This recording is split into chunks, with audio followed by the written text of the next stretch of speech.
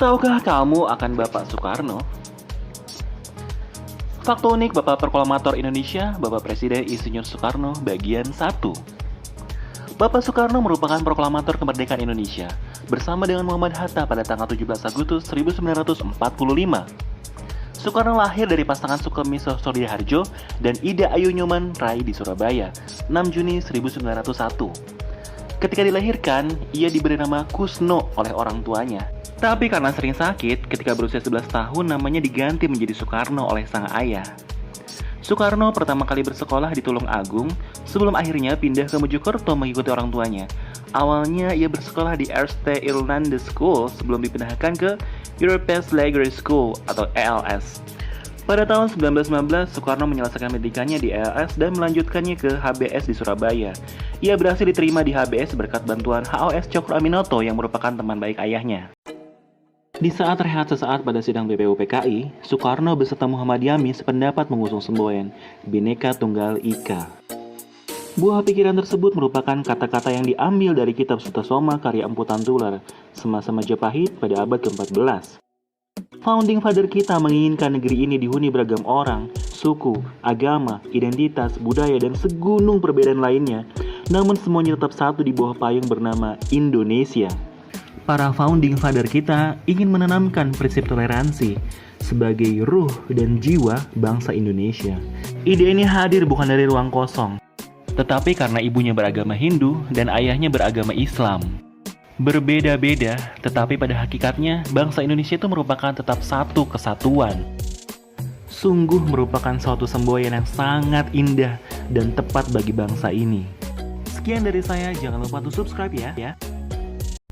Fakta unik Presiden Soekarno Part 3. Presiden Soekarno ternyata memiliki nama lahir Kusno Sosrodiharjo. Soekarno kecil sering sakit-sakitan, diantaranya malaria, disentri, dan penyakit-penyakit lainnya.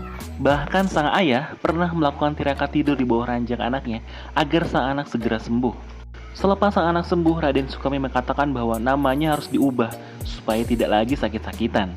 Namanya dirubah menjadi Karna atau Soekarna, dikarenakan sang ayah pengagum cerita Mahabharata. Maka nama Kusno pun diganti dengan Karna. Engkau kuberi nama Karna, sebab Karna adalah seorang pahlawan terbesar dalam Mahabharata, ucap Soekarno, menirukan Raden Sukemi sang ayah. Melalui nama itu pula, Raden Sukemi berharap kelak anaknya bisa menjadi seorang patriot dan pahlawan besar bagi rakyat Indonesia. Dan harapan sang ayah pun menjadi kenyataan. Demikian kupat tahu, aku dapat tahu. Fakta menarik Presiden Soekarno Part 3. Banyak cerita antara Republik Indonesia dan Amerika Serikat di awal masa kemerdekaan. Dalam beberapa momen, kita memiliki hubungan yang kurang romantis dengan Amerika. Yang paling kontroversial dan populer adalah ketika Soekarno mengucapkan kalimat "Go to hell with your aid" atau persetan dengan bantuanmu. Kata-kata tersebut diucapkannya karena Bung Karno menganggap sikap Amerika yang pamrih dan munafik kepada bangsa Indonesia. Soekarno pun pernah marah di White House yang merupakan kantor kepresidenan Amerika Serikat. Kejadian itu terjadi ketika ia diundang pada 1960. Soekarno marah karena Presiden Amerika saat itu, Dwight Eisenhower, tidak menghargai kedatangannya. Dari beberapa Presiden Amerika yang ditemui Soekarno, hanya John F. Kennedy yang bisa bersahabat dan ramah kepadanya. Bagi Soekarno, Kennedy adalah sosok pemimpin Amerika yang progresif. Seandainya Presiden Kennedy masih hidup, kedua negara mungkin tidak akan berseberangan sejauh ini, ucap Soekarno. Sekian dan jangan.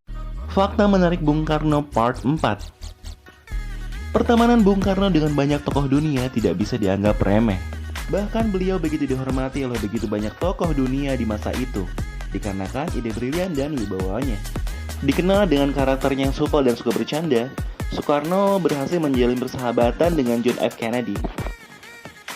Banyak kepala negara yang menjadi sahabatnya, diantaranya adalah Kim Il-sung, kemudian ada Ernesto Che Guevara dari Kuba, ada lagi Jawaharlal Nehru, Perdana Menteri India, kemudian ada Gamal Abdul Nasir, mantan Presiden Mesir, dan Nikita Khrushchev yang merupakan pemimpin Soviet, dan masih banyak lagi. Retorika Bung Karno sangat dikenal dunia pada saat itu, diantaranya adalah "Beri aku 10 pemuda, niscaya akan kuguncangkan dunia." Sebuah kalimat yang legenda yang kini masih bergaung.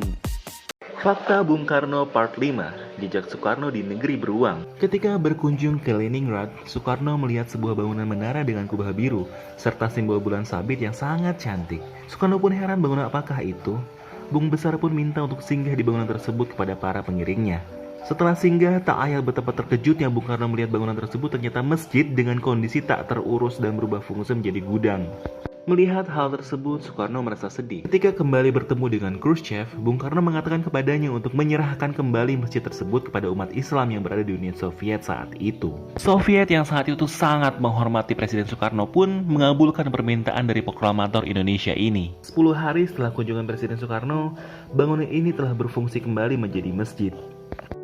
Masyarakat Muslim sekitar sangat senang dan kagum kepada Soekarno. Sebagian orang yang mengetahui sejarah masjid ini lebih sering menyebutnya sebagai Masjid Soekarno. Kupat tahu, aku dapat tahu.